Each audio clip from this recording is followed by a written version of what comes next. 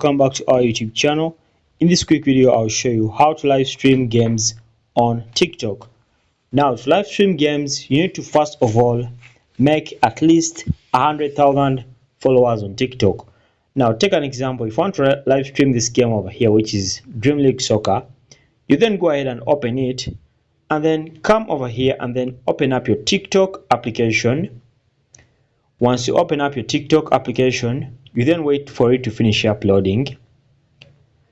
Now once it's done loading, I'll go ahead and pause this. Now to go for the live, just come over here to the profile section over here,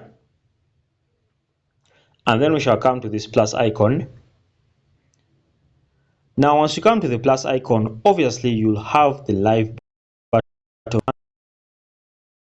This case has reached 100 followers, so this means the live isn't yet accepted. But once yours reaches 100,000 followers, you can then go ahead and tap on the live, and then you go ahead and start streaming live on your TikTok while you're playing games.